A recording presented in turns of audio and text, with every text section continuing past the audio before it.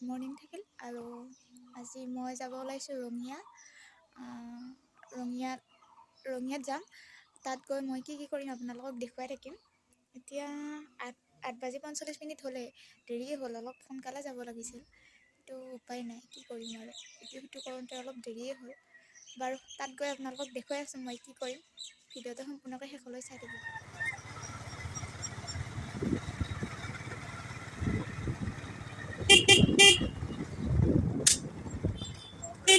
আমি ৰঙিয়াত ঢলকুছি পামেই 5 মিনিটৰ পিছতে আমি ৰঙিয়াত ঢলকুছি পামেই। আপোনালোকে চাই থাকিব।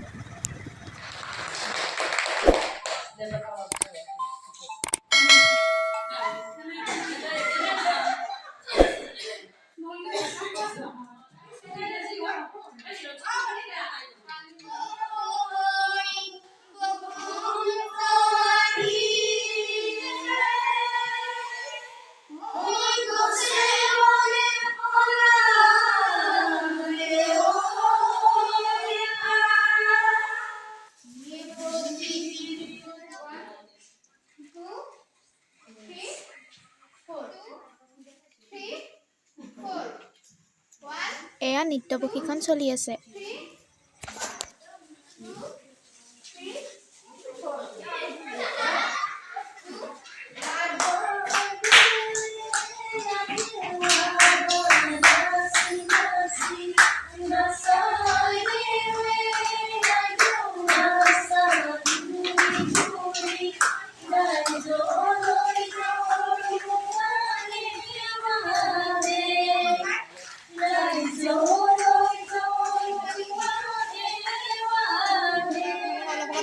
নহয় যে মই ৰঙিয়াত আহিছোঁ, কি সুৰবা আহিছোঁ।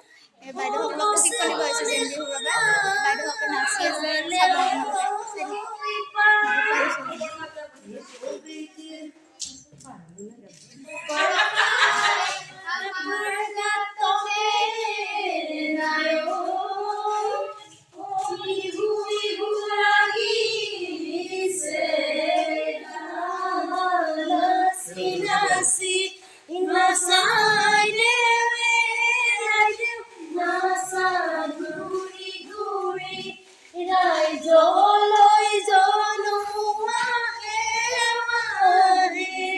বাইদেউসকলে নাচি আছে, আপোনালোকে চাই থাকিব আৰু লগতে লাইক কমেণ্ট শ্বেয়াৰ কৰিবলৈ নাপাহৰিব।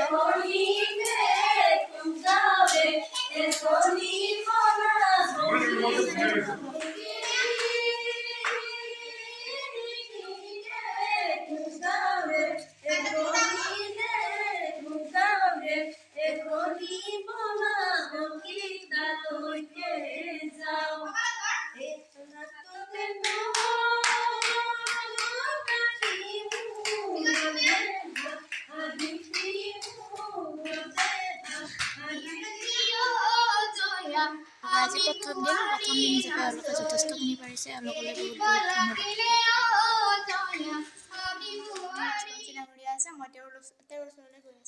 ঢলকুছি আঞ্চলিক মহিলা সমিতিৰ উদ্যোগত ইয়াত জেং বিহুৰ আখৰা চলি আছে আৰু তাৰ লগতে কোচ ৰাজবংশী কুচা নৃত্যৰ প্ৰশিক্ষণ চলি আছে। গতিকে অহা বহাগ বিহুত আমি আশা ৰাখিছোঁ যে ঢলকুছি মহিলা সমিতিৰ উদ্যোগত জেং বিহু আৰু কোচ ৰাজবংশী কুচা নৃত্য পৰিৱেশন দেখিবলৈ আমি পাম।